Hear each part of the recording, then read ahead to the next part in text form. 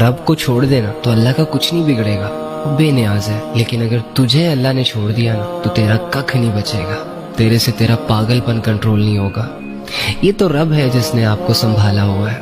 وہ اللہ اگر آپ کو دنیا کے حوالے کرتا نا، یا دنیا کے حالات میں آپ کو اکیلا چھوڑ دیتا، تو یہ دنیا اور دنیا کے لوگ آپ کو کب کا کھا پی چکے ہوتے۔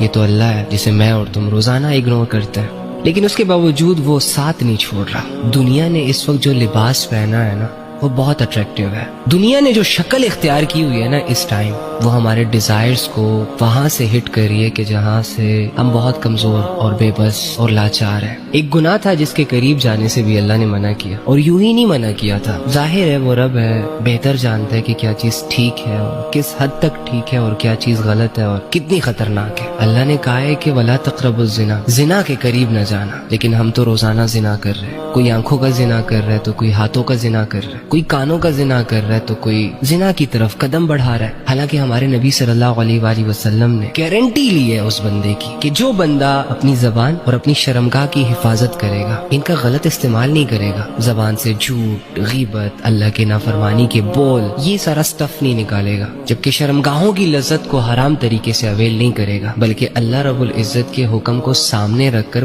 پورا کر کے وہ لذت حاصل کرے گا۔ تو اللہ کے نبی نے ایسے مرد اور ایسی عورت کی ذمہ داری لی ہے کہ وہ اللہ سے ان کو جنت لے کر دے گا۔ لیکن وہی بات کہ غفلتوں کا عالم یہ ہے کہ لوگوں کو خدا نہیں یاد، لوگوں کا دل تو اللہ سے نہیں جڑ رہا۔ جنت میں جانے کے جذبے تو بہت بعد میں آتے ہیں۔